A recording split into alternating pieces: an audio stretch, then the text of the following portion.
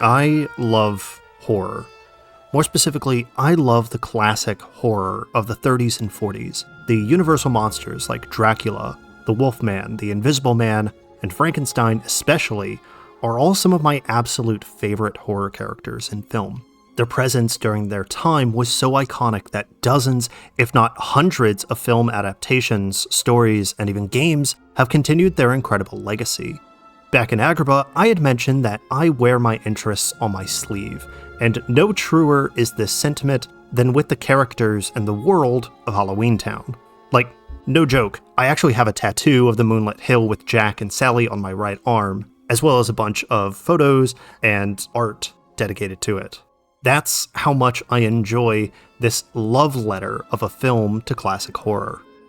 Released in 1993, The Nightmare Before Christmas is a film that embraces the more eccentric and imaginative side of life while also providing one of the most iconic intro themes of all time, all while introducing a plethora of iconic horror characters to a generation of kids. I personally remember watching this film with my dad and being absolutely terrified by the stop-motion characters that looked incredibly scary to me. But then I watched it again and again and again, and I began to see that this movie wasn't making these characters out to be villains of any sort, but instead was humanizing them, making them out to be regular people and denizens of a world that celebrated the darker imagination of people's minds. A darker imagination, I'll add, that helped create these characters in the first place, and began with the shared horror stories of the past. Stories like that of the jack-o'-lantern, ghosts, and the boogeyman are just some of the classical stories that have been told for ages, with some still being told today. But more importantly, it's stories like these, and especially that of Halloween itself, that help bring this world to life in Kingdom Hearts, and make it a fan favorite. We've got a lot to explore here in this world, and I'm excited to tell its story, its creation, and its mythology. So let's unravel this world of Halloweentown. Before we begin, I'd like to thank everyone who supports the channel, be it through Patreon, Twitch, and YouTube. Without you, none of this would be possible. If you'd like to learn more on how you can show your support, be sure to stay till the end. Of all the worlds we've explored here in Kingdom Hearts, I've got to say that Halloweentown is my absolute favorite world. Did I say that already? But coming off of the lanes between and approaching Halloweentown, we can tell exactly what this world is just from its appearance. The town square, Oogie's Manor, and of course the gigantic pumpkin that makes up the rest of the world are all key components of what we'll be experiencing here. However, I will say that my only gripe with this representation of the world is that the Moonlit Hill isn't featured, as it's practically synonymous with the movie. But if that's my only gripe, then I don't think I'll mind that too much.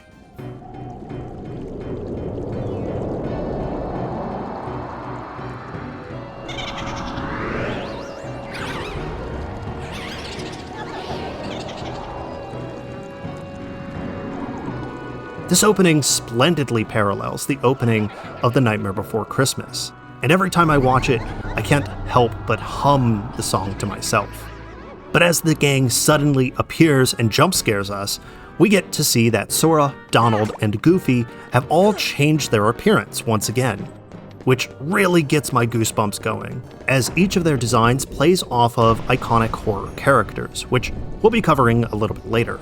In a story sense, this is the first time that we've actually seen Heartless acting passively towards us.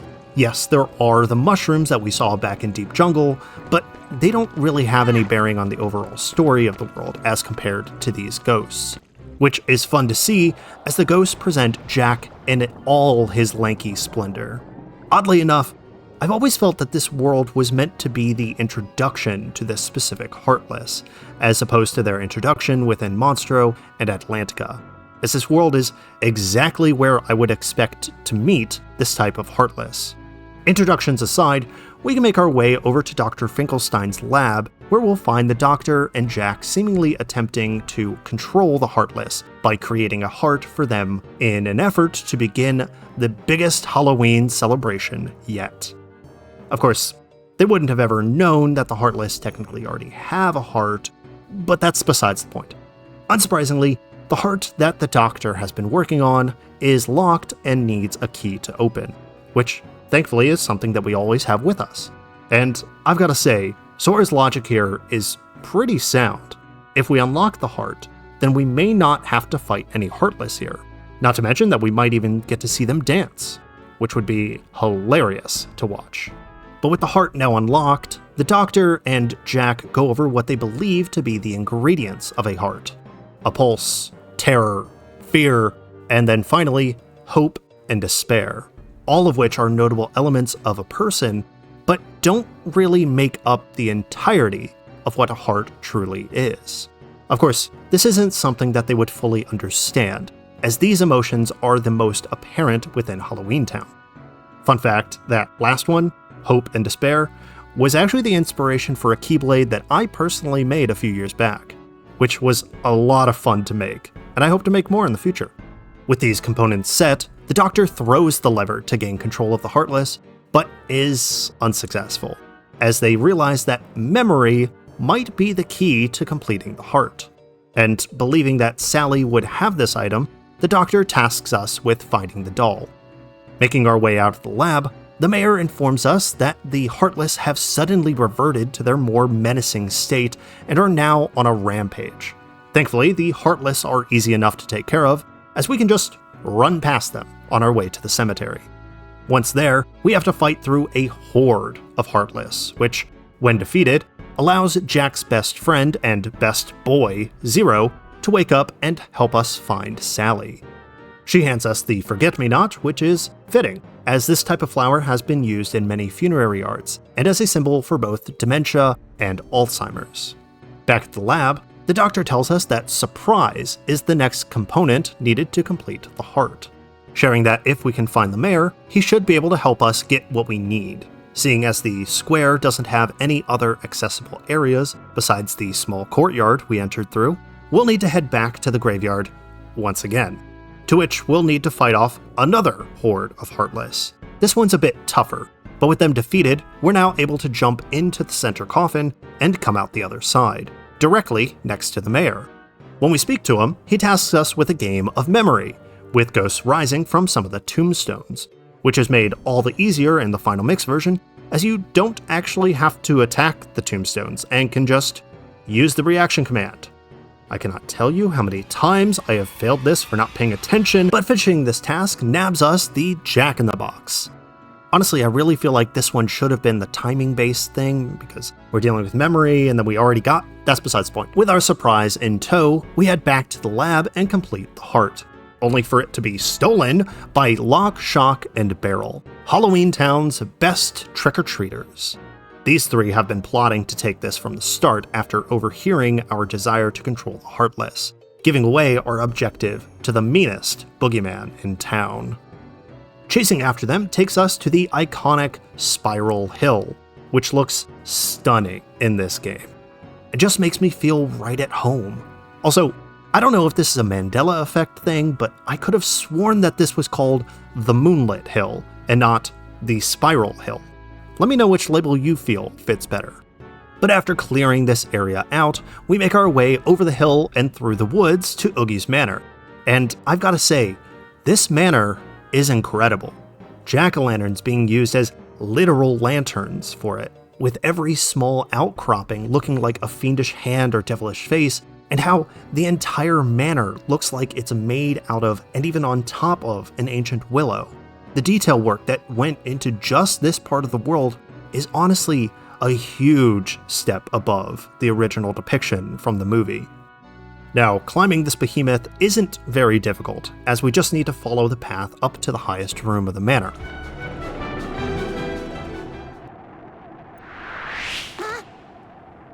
Once there and inside the kids' playroom and altar to Oogie Boogie, we'll need to subdue them, which can be a little challenging, as all three of the kids are pretty quick.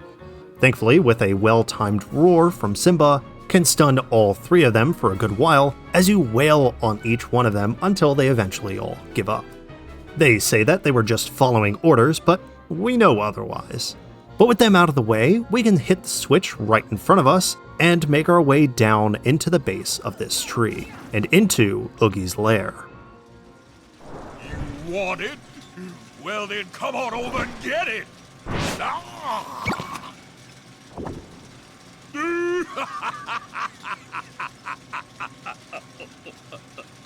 Now, let's see if I can get their attention. Oh, hi, boys!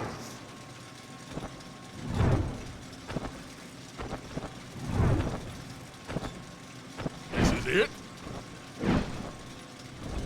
Nobody disrespects me! So this fight against the Boogeyman is a tricky one for sure, as we can't reach him outright and instead have to be patient and wait for an opportunity to open up for us. An opportunity which comes in the form of the glowing buttons on the floor that allow us to lock Oogie in place for a moment as we attack for as long as is possible before he knocks us off. It's honestly not a difficult fight, but it's more about paying attention to your surroundings and waiting for the right moment, more so than just wailing on him until he eventually falls apart.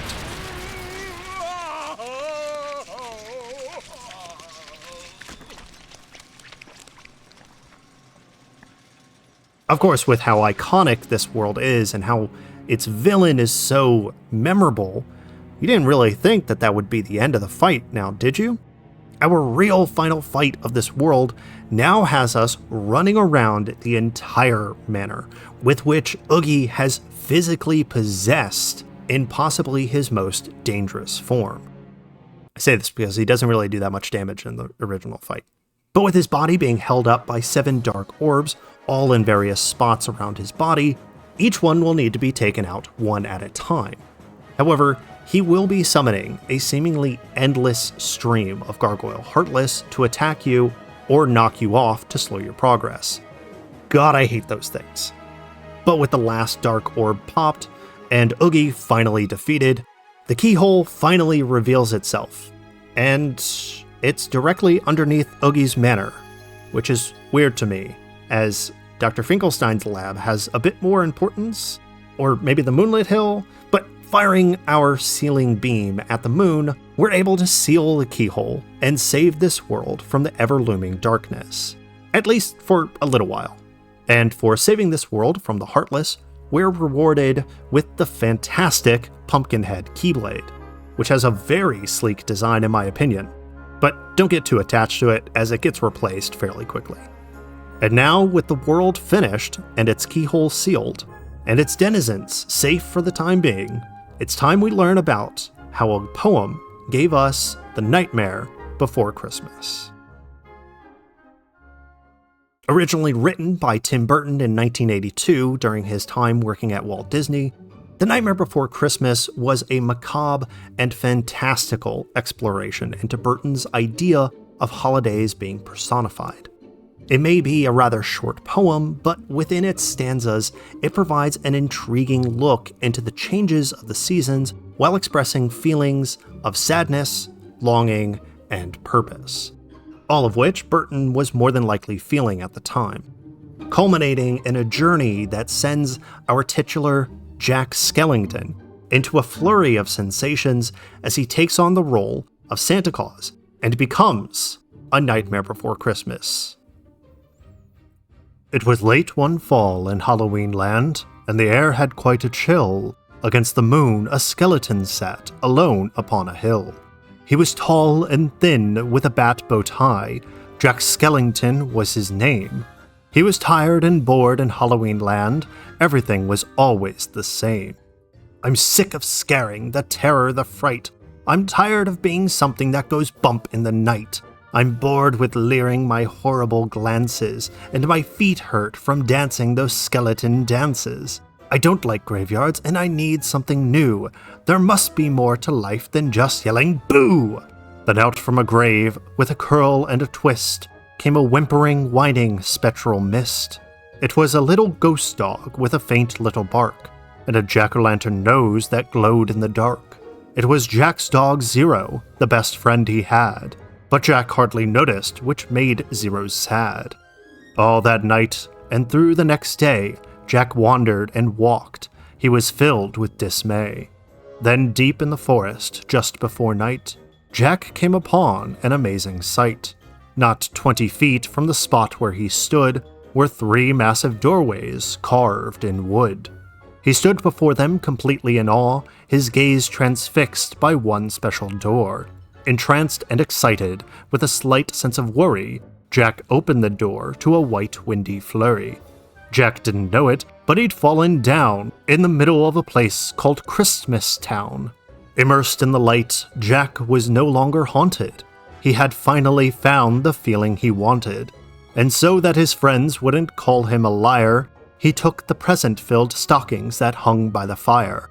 He took candy and toys that were stacked on the shelves, and a picture of Santa with all of his elves. He took lights and ornaments and the star from the tree, and from the Christmastown sign, he took the big letter C. He picked up everything that sparked or glowed. He even picked up a handful of snow. He grabbed it all, and without being seen, he took it all back to Halloween. Back in Halloween, a group of Jack's peers stared in amazement at his Christmas souvenirs. For this wondrous vision, none were prepared. Most were excited, though a few were quite scared. For the next few days, while it lightninged and thundered, Jack sat alone and obsessively wondered. Why is it that they get to spread laughter and cheer, while we stalk the graveyard, spreading panic and fear? Well, I could be Santa, and I could spread cheer. Why does he get to do it year after year? Outraged by injustice, Jack thought and he thought. Then he got an idea. Yes, why not? In Christmastown, Santa was making some toys, when through the den he heard a soft noise. He answered the door, and to his surprise, he saw weird little creatures in strange disguise. They were altogether ugly and rather petite. As they opened their sacks, they yelled, "Trick or treat!" Then a confused Santa was shoved into a sack and taken to Halloween to see Mastermind Jack. In Halloween, everyone gathered once more, for they'd never seen a Santa before. And as they cautiously gazed at this strange old man, Jack related to Santa his masterful plan. "My dear Mr. Claus, I think it's a crime that you've got to be Santa all of the time. But now I will give presents, and I will spread cheer. We're changing places. I'm Santa this year. It is I who will say Merry Christmas to you, so you may lie in my coffin, creak doors, and yell boo! Please, Mr. Claus, do not think ill of my plan, for I'll do the best Santa job that I can." And though Jack and his friends thought they'd do a good job, their idea of Christmas was still quite macabre. They were packed up and ready on Christmas Eve day, when Jack hitched his reindeer to his sleek coffin sleigh. But on Christmas Eve, as they were about to begin, a Halloween fog slowly rolled in. Jack said, "We can't leave, this fog is just too thick. There will be no Christmas, and I can't be Saint Nick." Then a small glowing light pierced through the fog. What could it be? It was Zero, Jack's dog. Jack said, "Zero, with your nose so bright, won't you guide my sleigh tonight?" And to be so needed was Zero's great dream, so he joyously flew to the head of the team. And as the skeletal sleigh started its ghostly flight, Jack cackled, "Merry Christmas to all, and to all a good night." 'Twas the nightmare before Christmas, and all through the house, not a creature was peaceful, not even a mouse. The stockings all hung by the chimney with care, when opened that morning, would cause quite a scare. The children all nestled so snug in their beds, would have nightmares of monsters and skeletal heads. The moon that hung over the new fallen snow cast an eerie pall over the city below. And Santa's laughter now sounded like groans, and the jingle bells like chattering bones. And what to their wondering eyes should appear but a coffin sleigh with skeleton deer, and a skeleton driver so ugly and sick they knew in a moment this can't be Saint Nick. From house to house, with a true sense of joy, Jack happily issued each present and toy. From rooftop to rooftop he jumped and he skipped, leaving presents that seemed to be straight from a crypt. Unaware that the world was in panic and fear, Jack merrily spread his own brand of cheer. He visited the house of Susie and Dave. They got a Gumby and Poke from the grave. Then on to the home of little Jane Neiman. She got a baby doll possessed by a demon, a monstrous train with tentacle tracks, a ghoulish puppet wielding an axe, a man-eating plant disguised as a wreath, and a vampire teddy bear with very sharp teeth. There were screams of terror, but Jack didn't hear it. He was much too involved with his own Christmas spirit. Jack finally looked down from his dark, starry frights and saw the commotion, the noise, and the lights. Why, they're celebrating! It looks like such fun! They're thanking me for the good job that I've done! But what he thought were fireworks meant as goodwill were bullets and missiles intended to kill. Then, amidst the barrage of artillery fire, Jack urged Zero to go higher and higher. And away they flew like the storm of a thistle, until they were hit by a well-guided missile. And as they fell on the cemetery way out of sight, was heard, "Merry Christmas to all, and to all a good night." Jack pulled himself up on a large stone cross, and from there he reviewed his incredible loss. "I thought I could be Santa. I had such belief." Jack was confused and filled with such great grief. Not knowing where to turn, he looked towards the sky. Then he slumped on the grave, and he started to cry. And as Zero and Jack lay crumpled on the ground, they suddenly heard a familiar sound. "My dear Jack," said Santa, "I applaud your intent. I know wreaking such havoc was not what you meant. And so you are sad and feeling quite blue. But taking over Christmas was the wrong thing to do. I hope you realize Halloween's the right place for you. There's a lot more, Jack, that I'd like to say, but now I must hurry, for it is almost Christmas Day." Then he jumped in his sleigh with a wink of an eye, and he said, "Merry Christmas!" and he bid them goodbye. Back home, Jack was sad. But then, like a dream, Santa brought Christmas to the land of Halloween.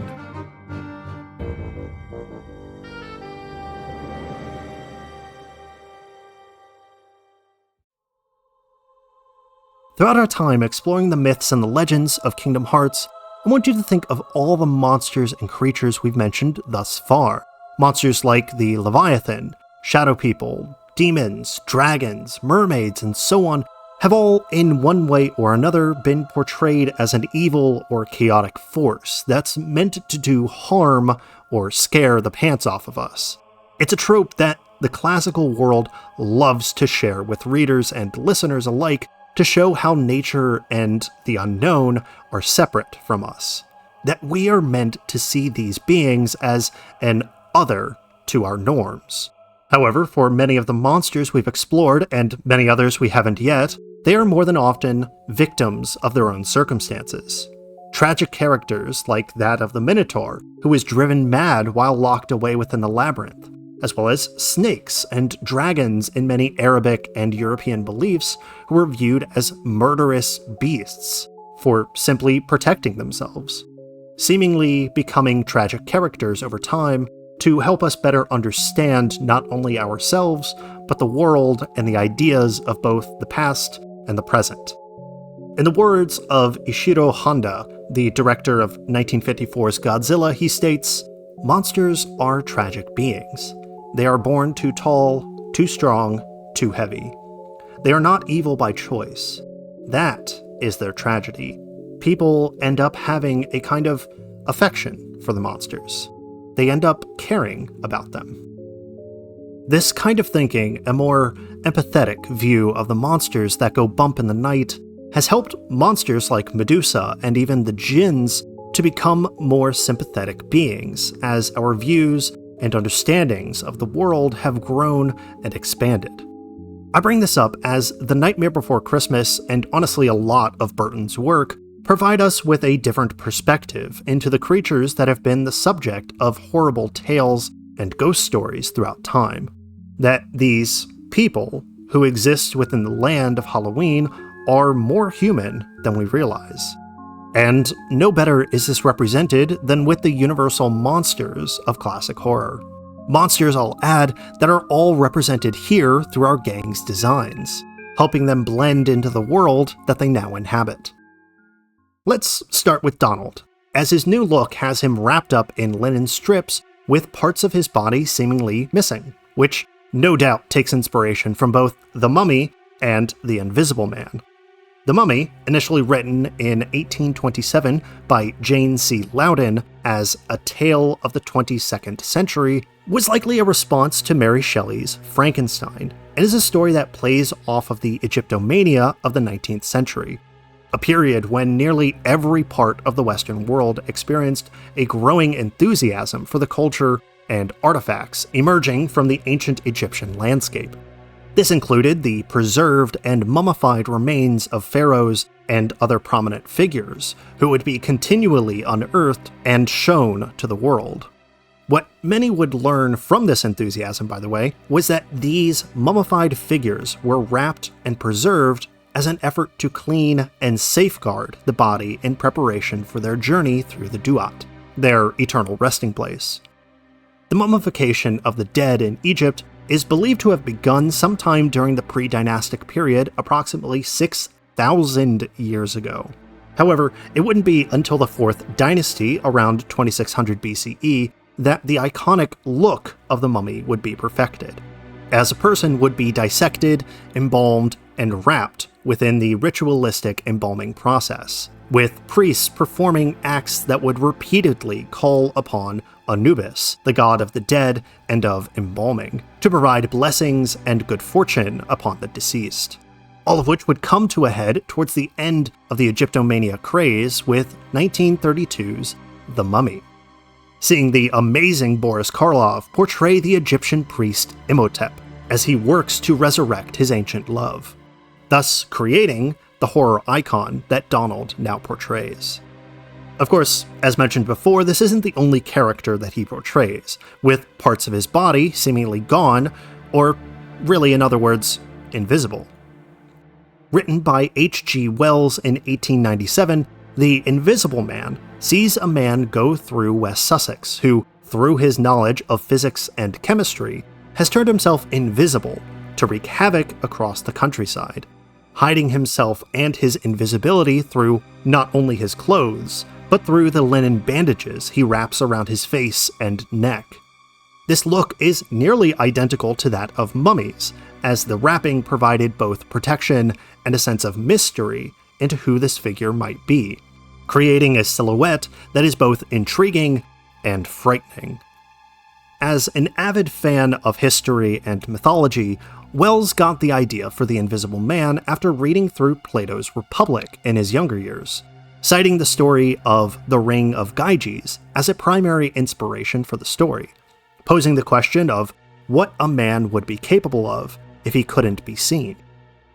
In the story, Plato explains that after a terrible earthquake had rocked the Greek countryside, a shepherd, while tending to his sheep, came to find a chasm had opened near his home. As he investigates the newly opened cliffside, he finds a tomb within it, and a giant of a man lying dead in its center. The shepherd then finds a glittering golden ring, which he pockets quickly. Later that night, as he cleans the ring, he tries it on his finger and finds himself to be completely invisible. Realizing the power that the ring possessed, he devised a plan to gain more power through this new artifact. In the coming weeks, the shepherd becomes a messenger for the king, ruling over all of his land, where he lies about the status of the nearby flocks and uses his invisibility to seduce the queen.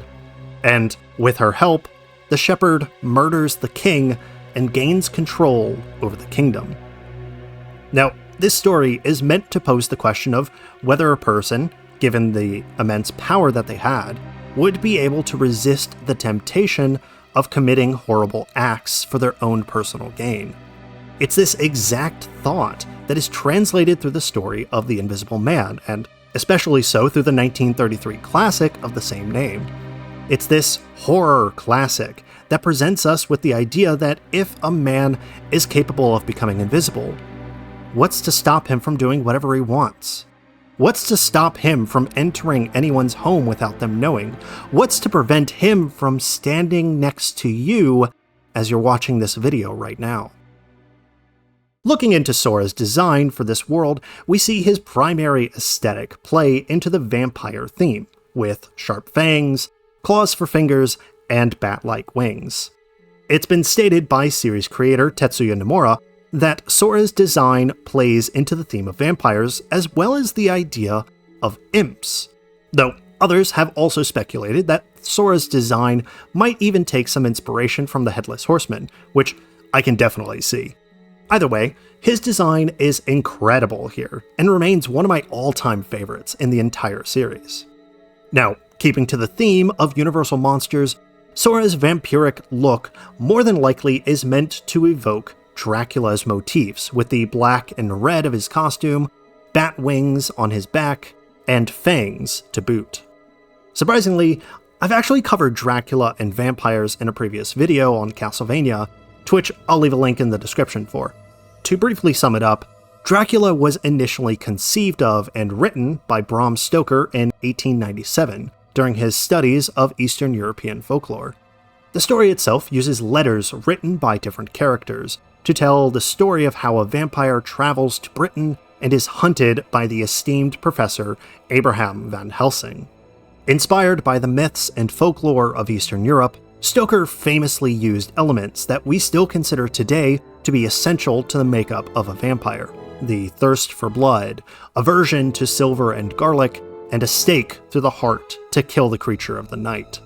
Of course, many of these ideas came straight from the traditions and beliefs of the Eastern European people, though some were inventions by Stoker himself.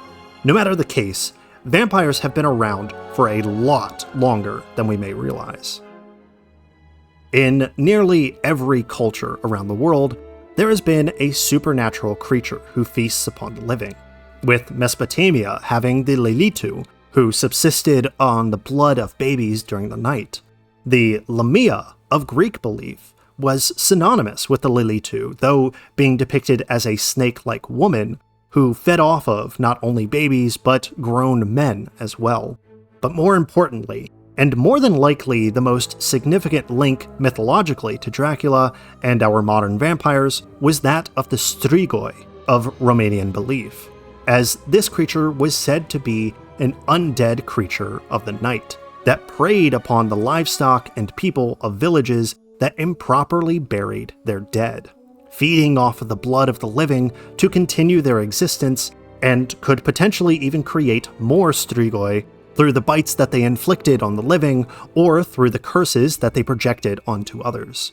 Of course, there's a lot more to these creatures and others like them, but through these stories and beliefs that the people held, they would eventually help in the creation of Bram Stoker's Dracula, and subsequently the iconic depiction of Universal's Dracula in 1931, with the superb Bela Lugosi playing the titular vampire, and giving us one of the best horror films of the 20th century. As for the other element of Sora's design, imps are an interesting choice, as though they aren't like the other Universal monsters, they still fit extraordinarily well into the theme of Halloweentown. Primarily found within Germanic superstition, imps are a mischievous type of demon who enjoyed playing pranks on people and were often depicted as small and lanky creatures with bat-like wings and horns. Usually resembling the more typical demons within Christian folklore, I should say that between the Germanic and the Christian interpretations, the Germanic belief viewed these imps in a more friendlier manner, as many people believed that imps could take on the form of black cats, lizards, and even potentially watch over the townspeople who fed them and enjoyed their small and often harmless pranks, all of which fits very nicely into the world of Halloweentown, as nearly every citizen here views harmless pranks and scares to be fun and necessary for a good and happy life. And here I've saved the best for last with the design of the gang. I cannot tell you how impressive and incredible his design is. From the bolt replacing his hat to his feet protruding from the ends of his shoes, this design for Goofy is precisely what you'd expect to see when combining two of the most famous literary characters in horror, the Wolfman and Frankenstein. These two figures of horror are my absolute favorite, as they both portray the duality of human nature, with one side representing the moralistic and thoughtful traits within humanity, while the other depicts the more animalistic and primal urges that lie beneath the surface. Because, as humans, we're both capable of great good and monstrous evil. And looking into Goofy's design, we can find that his hands and feet have become larger, hairier, and sharper, traits which are the first signs of the werewolf transformation. Also, from what I can tell, this is probably one of the only times that we actually have seen Goofy with his gloves off. Kinda weird, if I'm gonna be honest. Now, what's even weirder is the fact that of the Universal monsters our gang expresses, the werewolf, or Wolfman, doesn't actually have a direct literary source, as compared to the others. Instead, 1941's The Wolfman, featuring Lon Chaney Jr. as the titular Wolfman, actually gets its inspiration from a 1935 classic, Werewolf in London, which was the very first film to depict the hairy beast as it torments the citizens of London. Additionally, what we now know as the werewolf bite and the subsequent transformations had actually originated from these films to help emphasize the changing times and attitudes of the people. A story that draws much of its inspiration from Clements Hausmann's 1896 The Were-Wolf and Frederick Marryat's 1839 short story The White Wolf of the Harz Mountains, which both feature the act of transformation of a person into a wolf and the murderous acts that they commit while transformed. Now, I've gone over werewolves and their mythology in great detail in a previous video, but I'll briefly explain the concept. The idea of werewolves is believed to have originated thousands of years ago within the Epic of Gilgamesh, in a singular line of text. In it, Gilgamesh mentions to the goddess Ishtar how she turned her former lover, a shepherd, into a wolf. Yeah, that's it. It's incredibly brief, but it's more than likely from this small tidbit that the belief of men transforming into a wolf would eventually be expanded upon, with stories like that of the Neri people, who Herodotus mentions in his histories, who are believed to be a tribe of warriors that could transform into wolves to decimate enemy forces and would even remain as wolves for a certain number of days and then return to their human form. Now, what connects these ancient beliefs to our modern understanding of werewolves is their bite, as typically when one person is bitten, they soon transform into the creature. This infection of sorts, unsurprisingly, has some real-life origins, as it's believed that the rabies virus was the cause for this inclusion within the werewolf mythos, as rabies is primarily seen within animals and is almost exclusively transferred to humans through the bite of that infected animal. And over time, that person, through the virus's deterioration of the brain, causes them to lose their ability to act rationally and become more animalistic or aggressive. It's through this that the infectious bite of a werewolf made Universal's The Wolfman a classic of horror. As for Goofy's final design element, the patchwork clothing on his nose, as well as his hat now becoming a screw, all play into the Frankenstein's monster motif, my favorite of the Universal monsters. It may be a subtle change to his design, but it's a highly effective one, as these choices actually embody the characteristics of the monster. The patchwork parallels the amalgamation of body parts that Frankenstein's monster consists of, while the screw serves as the anchor point to allow electricity to reanimate the body. Now, what's insanely cool with all this, and the reason as to why it's my favorite, is because the original story was the very first science fiction story to ever be written, creating a trend of novels that would give us the rest of the cast of Universal Monsters. Written in 1818 by Mary Shelley, Frankenstein, the Modern Prometheus, follows a young Victor Frankenstein as he discovers the method for recreating life through the combination of alchemy and physics. And being given life, the monster learns of the horrors of humanity and its nature while simultaneously becoming more intelligent and empathetic towards humans through its repeated interactions. It's a story that reflects the pursuit of knowledge and the horrors that it can bring when your ambition becomes too great, conveying the idea that monsters aren't always what they appear to be, that even something so terrifying can sometimes be completely harmless. As for the mythical elements of Frankenstein's story, the inclusion of the subtitle The Modern Prometheus is intended as an homage to the story of Prometheus and his efforts to aid humanity. In the story, the Titan had created humanity for the sole purpose of worshipping the gods. However, Prometheus foresaw what humans would be capable of, and taught them how to use fire, and of which parts of the animal were best to eat. In turn, humans began to get greedy, and eventually gave the bones and fat as offerings to the gods, which greatly angered them, eventually leading to the humans' fire being taken away as punishment. And Prometheus, being the trickster that he was, ran back up to Olympus and took the fire back to humanity, giving them new life and better knowledge of the world around them. Nevertheless, Prometheus would be caught and sentenced to torture and repeated death for all of eternity.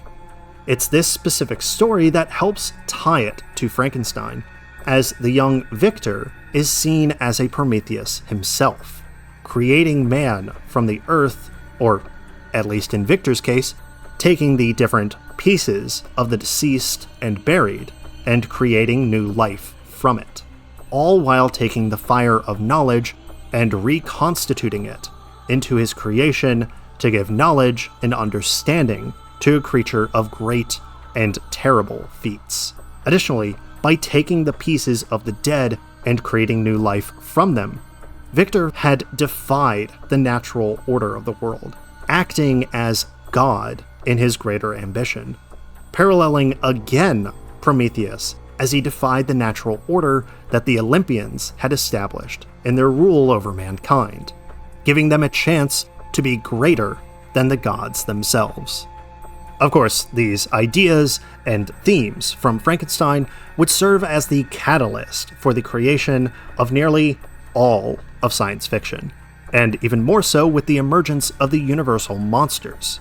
Eventually, the titular Frankenstein and his creation took to the silver screen in 1931 with, again, Boris Karloff portraying the monster and Colin Clive as Victor Frankenstein, recreating the incredible story for many, like myself, to enjoy and become engrossed in a world of horror.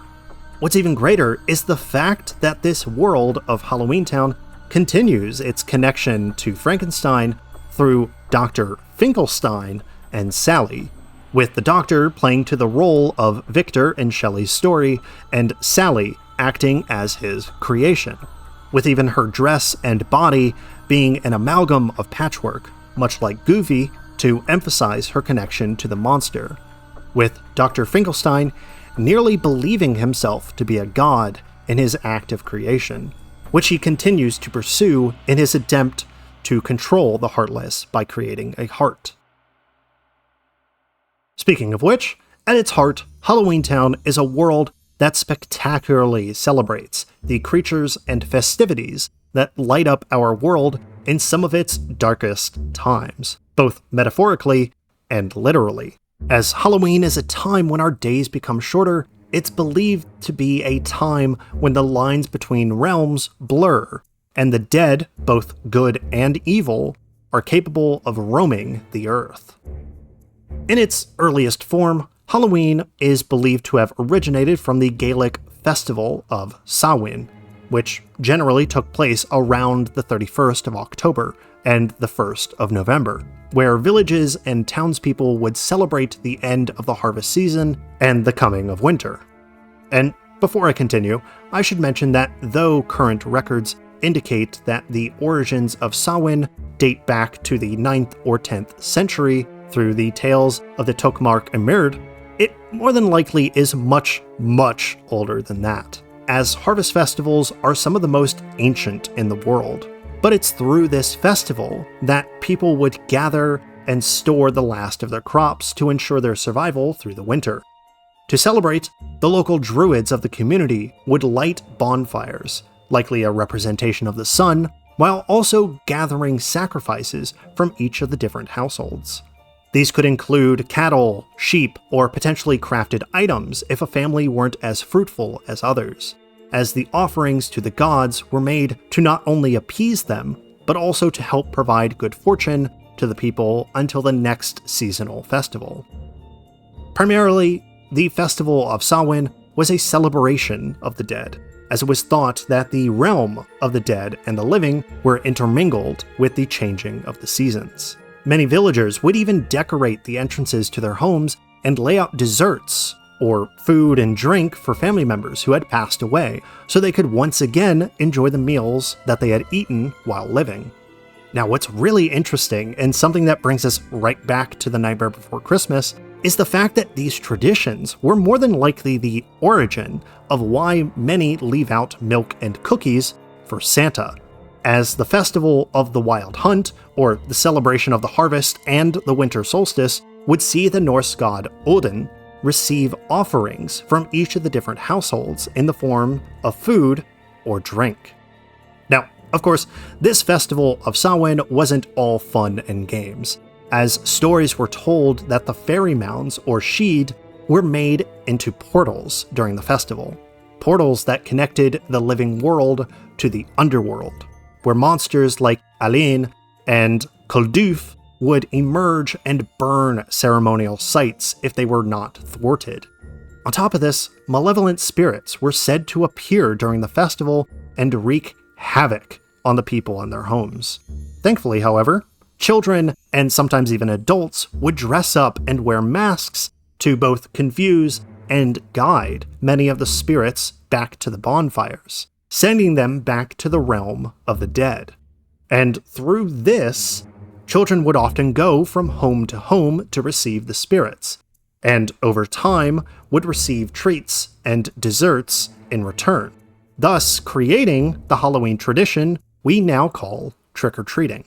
And although these ancient traditions were commonplace throughout the Isles of northwestern Europe, the tradition of what we call Halloween was also influenced by the growing presence of the Catholic Church during the 8th and 9th centuries, as Pope Gregory III would begin the holy celebrations of Hallowmas, or the celebration and day of remembrance of all saints, martyrs, and the deceased family members who had passed away, with All Saints' Day taking place on November 1st for many to pay homage to and pray for guidance from the saints of the past, as well as All Souls' Day, which took place the very next day, November 2nd, as a day of remembrance and prayer for all the martyrs and family who had passed away, with the day preceding these, October 31st, being referred to as All Hallows' Eve, with the church even believing and proclaiming that this day was meant for candlelight vigils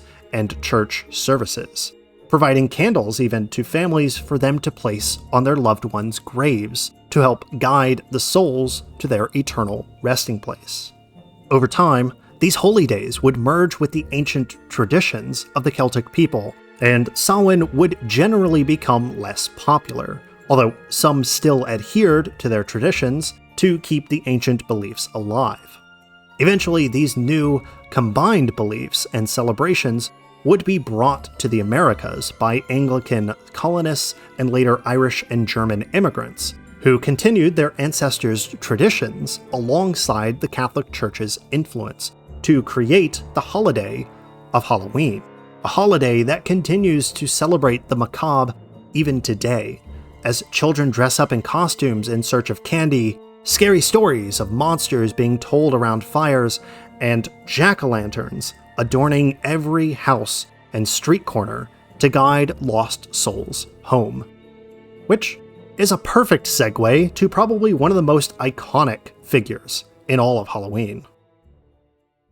As I had mentioned earlier when we first explored Halloweentown from the lanes between, pumpkins, or really jack-o'-lanterns, are a prominent feature within the world, as nearly every area features jack-o'-lanterns in some manner.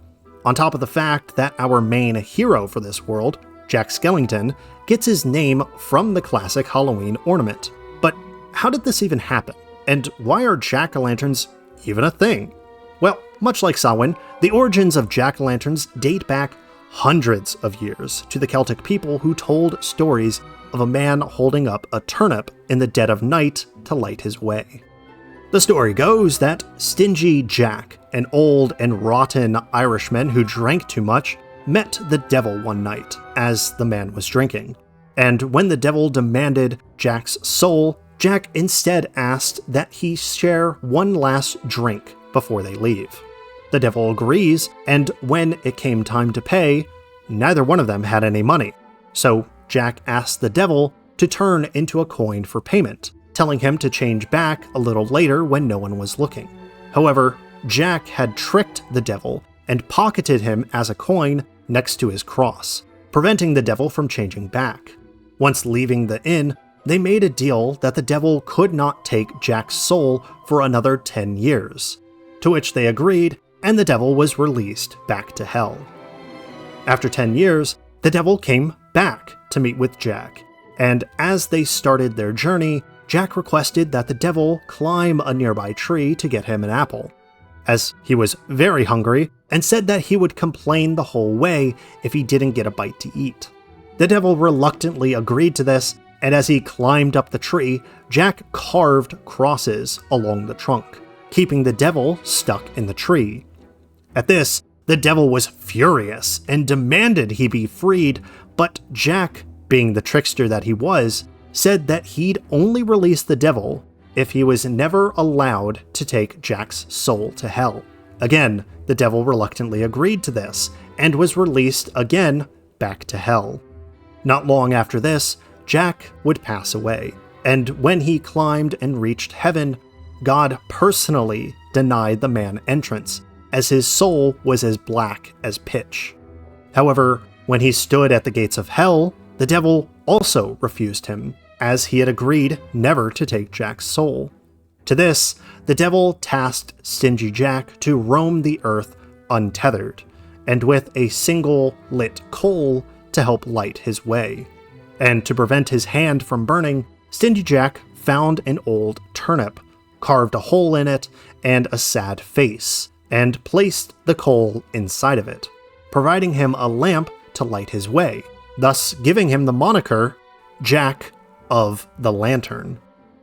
With this story, it became tradition for many Irish to carve and carry lit turnips, potatoes, or even beets to help ward off Stingy Jack, using these lanterns as well to help ward off any unwanted spirits like the will-o'-the-wisps. Unfortunately, it's difficult to date exactly when this story was first told, as many of the Celtic stories were told by word of mouth, much like many others before them. Still, the story and the jack-o'-lanterns became so popular that as the Irish immigrated to the US during the 17th, 18th, and 19th centuries, their tradition with the jack-o'-lanterns found new footing within the North American pumpkins, creating the now iconic image that we see today. That said, this doesn't fully explain why our titular character of Halloweentown, Jack, shares his name with a stingy Irishman and pumpkins. And to understand this, we need to go back to the 3rd century BCE, specifically with this mosaic that depicts a skeleton lounging with a wine jug and conveys a simple yet powerful message.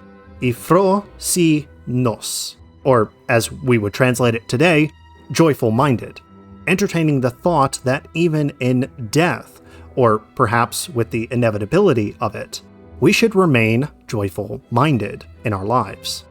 This imagery is likely intended to be an entertaining art piece, but it ultimately evokes the sentiment of memento mori, or remember death. The thought that no matter what, we will pass away in the end, and we must enjoy life while we can. A theme all too familiar with The Nightmare Before Christmas. Now, what really brings all of this together is the fact that during the period of the Black Death between 1346 and 1315 CE, nearly half of Europe's population was wiped out due to the plague.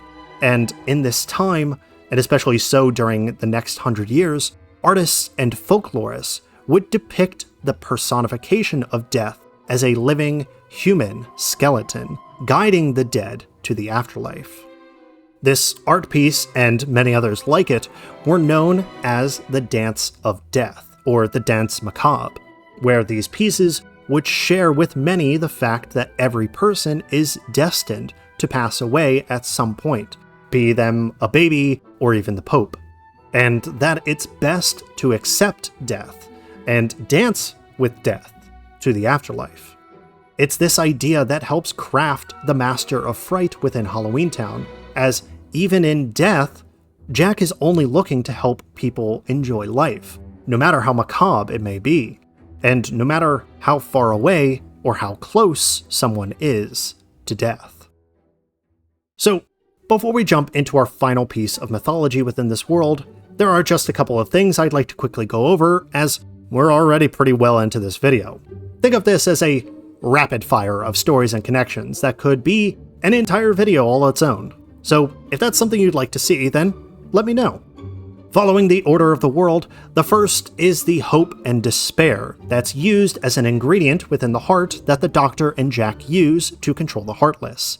This imagery of two snakes eating one another is meant to represent the motif of the Ouroboros. Often depicted as a singular snake eating its own tail, the Ouroboros dates back to ancient Egypt, where pharaohs like Tutankhamun and the primary deity Ra were portrayed with the serpent circled around their heads.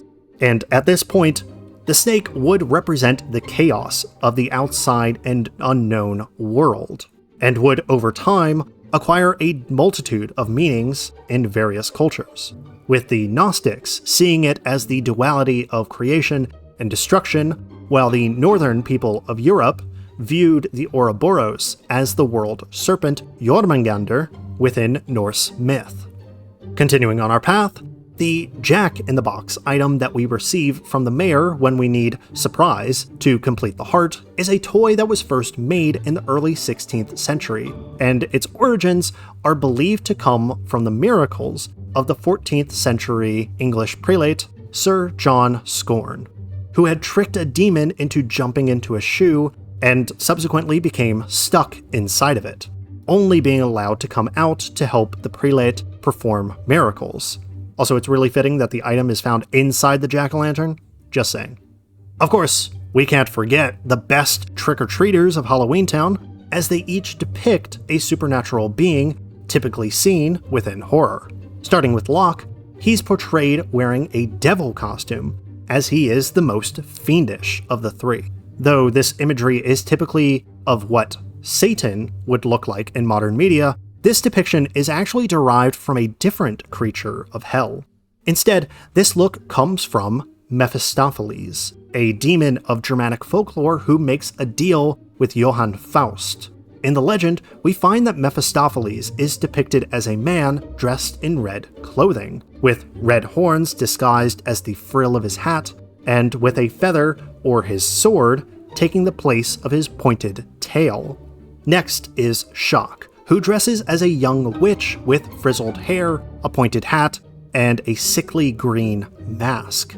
Shock's look as a witch is actually rather fascinating, as witchcraft has been around for thousands of years. But this specific interpretation may actually come from a few different factors. First is the folklore originating from the western portion of the British Isles, primarily that of Wales or Cornwall, which viewed traditional pagan practices as being against the norm, with the witch hat potentially originating from the Welsh hats of the 18th and 19th centuries. However, another prevailing theory of the witch's look may stem from the anti-Semitic views of Europe during that same time period, as many Jews were drawn to have exaggerated features like a crooked and elongated nose, frizzled hair, and were sometimes even depicted being capable of witchcraft. Last in our group of trick-or-treaters is Beryl, whose costume as a skeleton is actually derived from the same folk belief that Jack Skellington comes from, the smiling skeleton. Now, I talked at length about this earlier, but something I wanted to mention here was that throughout antiquity, Stoics like that of Democritus, Plato, and even Seneca all practiced this belief of memento mori, accepting death as a reasonable part of life and that all are mortal, believing that philosophy in and of itself was ultimately about death and our slow approach towards it. I'll add as well that the portrayal of a child as a smiling skeleton might also play to the theory that these three, Lock, Shock, and Barrel, have at some point passed away and reside here in Halloweentown as their resting place, sharing that there's an innocence with death, as these three view life and death as innocently as play, understanding it as a natural process within the world. Of course, with a sense of innocence when it comes to life and death, Halloweentown also characterizes the polar opposite, malevolence, with Oogie Boogie, our final piece to this world, being a malevolent force that takes on the form of the meanest and cruelest creature around, all wrapped up in burlap and filled with bugs. As a villain here in Kingdom Hearts, he plays to much the same role as he does in the film, only getting referenced here and there at the beginning of our journey, then showing up in the end, and is swiftly defeated. Which makes me sad a little, because I think his gambling and evil aesthetic really makes him a great villain. Nevertheless, Oogie Boogie is a creature that physically embodies the horrors of the past, as his name, Oogie Boogie, is a play on the terrifying Boogeyman, a being that surprisingly doesn't come from just one culture or specific myth, but nearly every culture in various forms, with some like the Baba Yaga of Slavic folklore, the Bodok of Scotland, and Grandmother Tiger of Taiwan being considered Boogeyman within their respective cultures. As for the term Boogeyman, the word boogie is believed to have come from the Middle English word bog or bug, meaning terror, a fitting etymology for such a terrifying creature. And though there are thousands of different boogeyman that our iconic villain could originate from, Oogie Boogie's creation likely comes from the sack or bag man of Eastern European folklore. And though he assumes various names depending on the region, the sackman is typically portrayed as an older man with a burlap sack, who goes from house to house to collect ill-behaved children, carrying them away to either be eaten or lost to the darkness. What's more is that this version of the Boogeyman likely has ties to Christmas, as both Sinterklaas and his opposite, Krampus, within Germanic folklore, carry large sacks intended for children, with one being used to reward nice children, while the other punishes naughty children. As for the bugs that Oogie Boogie is made of, I could really only think of two reasons for this. For one, the original word, boogie, as stated earlier, is bug, which sounds the same as the modern word bug. And yes, they are spelled differently. This leads to the second reason, as bugs can be particularly terrifying when they are in large groups. I mean, you see one spider, it's perfectly fine, it's just one spider. But a whole colony of them? Yeah, screw that, that's terrifying. Overall, the Boogeyman is meant to represent the unknown and spooky darkness that exists under our beds, in the corners of our rooms, and just beyond the light of the front door. Creatures that are as old as stories themselves to help keep children obedient and many others closer to the campfire. For Halloweentown, there's just not enough that I can say that'll justify how well this world is done, and how every facet of this world honors and respects the things that go bump in the night. From Sora, Donald, and Goofy's transformations into iconic horror characters, to the subtle nods of classic philosophy, this world and its inspiring movie truly are love letters to classic horror, which only gets expanded upon further in Kingdom Hearts 2, but that's for another day. There's so much here that if I did explain it all, then we'd be here for the next day or two. Literally. That's how much I love this world and how happy it makes me to play through it. And even though this world is finished and explored, there's still so much to cover here in Kingdom Hearts that we may need to engage in a little bit of piracy to understand fully. Well, that's another world down, and there are only a few more to go.